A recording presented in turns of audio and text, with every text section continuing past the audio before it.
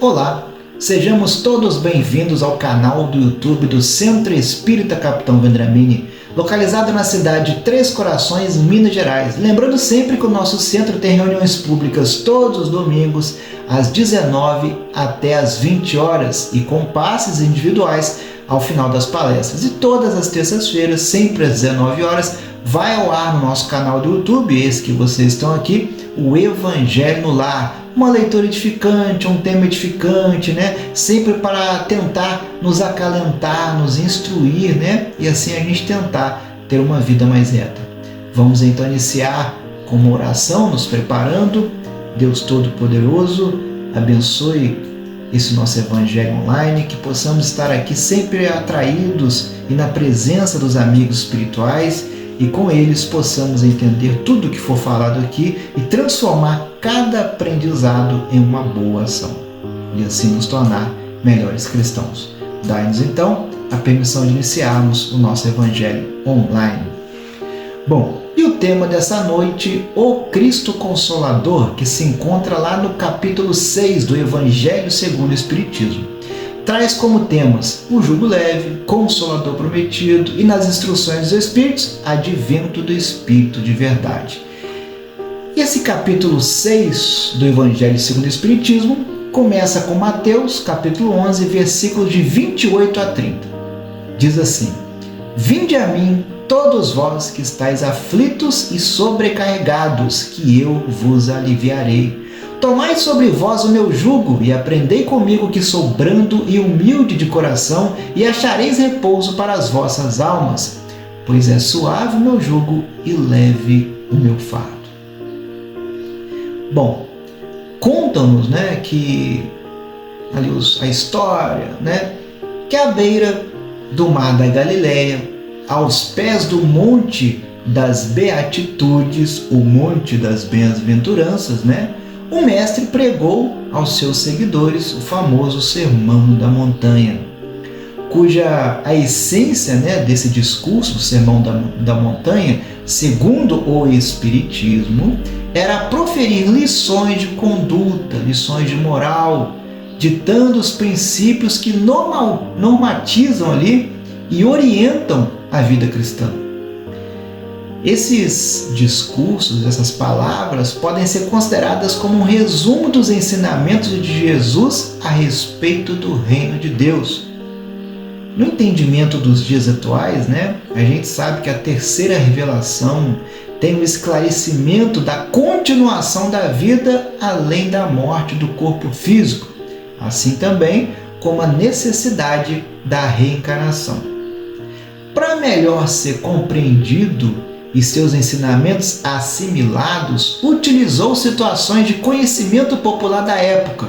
Com isso, criou as famosas parábolas, que eram aquelas histórias de ordem moral, associados por analogia, o que as pessoas ali na época conheciam. Representavam lições de vida e de ética e de moral também. Como, por exemplo, Mateus capítulo 6, versículo 8.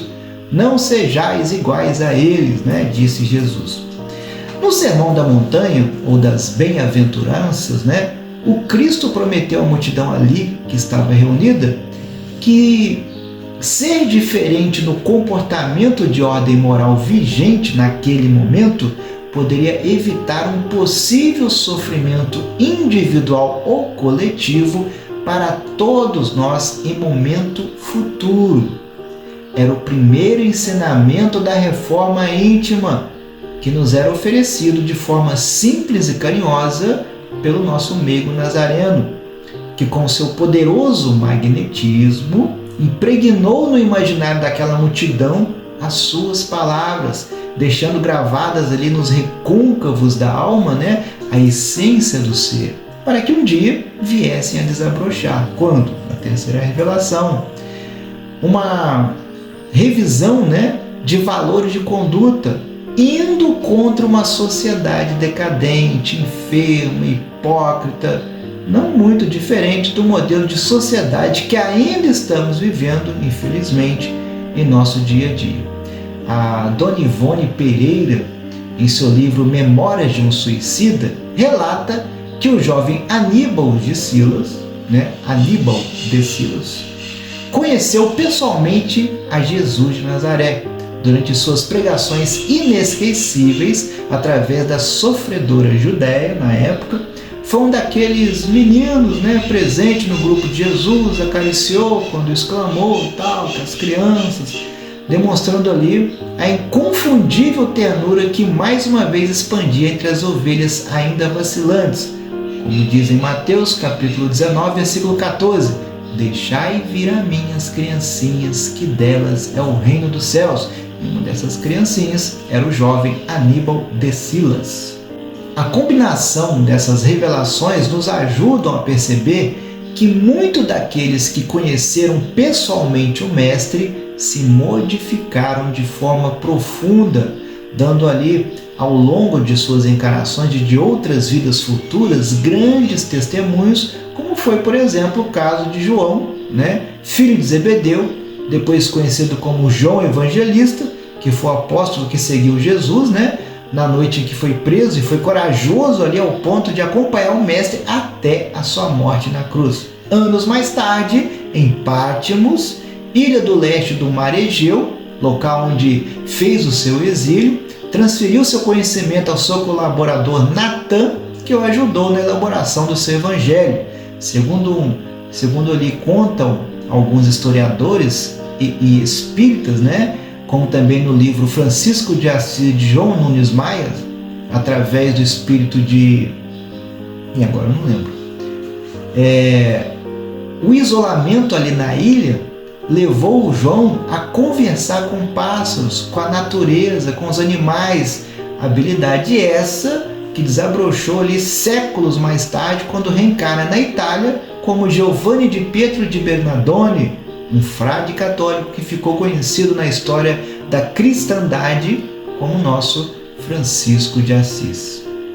O convite do Cristo aos homens simples era uma mudança de conduta através de revelações de ordem moral, e para exemplificar, contou a parábola do fariseu e do publicano, onde Jesus contrasta um fariseu obcecado por sua própria virtude com um publicano que humildemente pede a Deus misericórdia. Na primeira epístola de Samuel, capítulo 16, versículo 7, Deus não vê como o homem vê, o homem vê a aparência, mas Deus sonda o coração. Bom, ficava difícil ao Cristo explicar ali aos homens simples e ignorantes conhecimentos de ordem moral que ainda nos dias de hoje desafiam a questão da lógica e a razão, pois colocam ali em xeque uma ideia distorcida de liberdade e de livre escolha.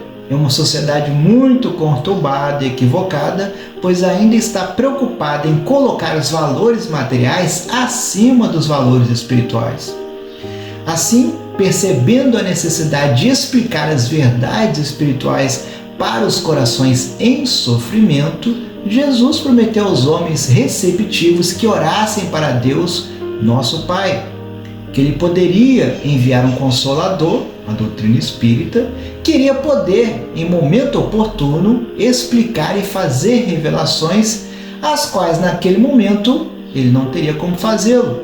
Dessa forma, o Cristo já acenava com a terceira revelação para a humanidade com o advento do Espiritismo. Porém, os homens precisavam, antes estarem mais receptivos culturalmente, em sintonia com as verdades que teriam de vir, sendo reveladas por intermédio de diversos representantes e segmentos da sociedade, promovendo uma mudança homeopática, lenta, na condução ética moral dos homens diante do seu semelhante, diante do seu próximo. Bem-aventurados os pobres por espírito, porque deles é o reino de Deus. Bem-aventurados que choram, porque serão consolados. Bem-aventurados os mansos, porque possuirão a terra. Bem-aventurados os que têm fome e sede de justiça, porque serão saciados. Bem-aventurados os misericordiosos, porque alcançarão misericórdia. Bem-aventurados os puros de coração, porque verão a Deus. Então, apenas esse fragmento ali do Sermão da Montanha, ele já nos dá uma ideia muito precisa da dimensão de ordem moral dessa máxima atemporal, para qualquer tempo, pois ainda nos dias de hoje, dependendo do contexto, podemos perfeitamente nos colocar no lugar do fariseu, que menosprezava o publicano, exatamente como a passagem da parábola contada pelo mestre no mar da Galileia, aos pés ali do Monte das Beatitudes.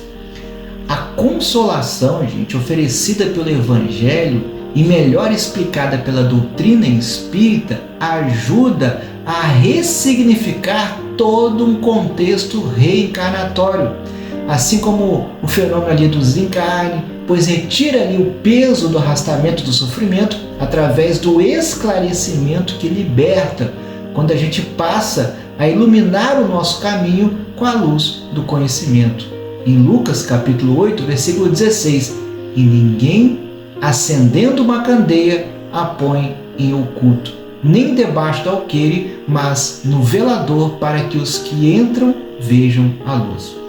E já concluindo, a gente pode dizer que todos nós buscamos a candeia da iluminação espiritual e através do Evangelho segundo o Espiritismo, esse que nós estamos fazendo resumo, encontramos um roteiro de código de moral que nos foi trazido por Jesus, explicando aqui, através de mensagens ditadas ao grande codificador e facilitador Allan Kardec, pelo Espírito da Verdade, né? E através de todo esse conhecimento, através de todo esse estudo, com certeza nos tornaremos melhores espíritas, nos tornaremos melhores cristãos. Obrigado você que esteve conosco aqui ao vivo, né? E você também que viu depois. E que possamos sempre aproveitar cada momento, cada palavra aqui para nos melhorar. Que Deus nos abençoe, que Deus ilumine hoje e sempre, que assim seja.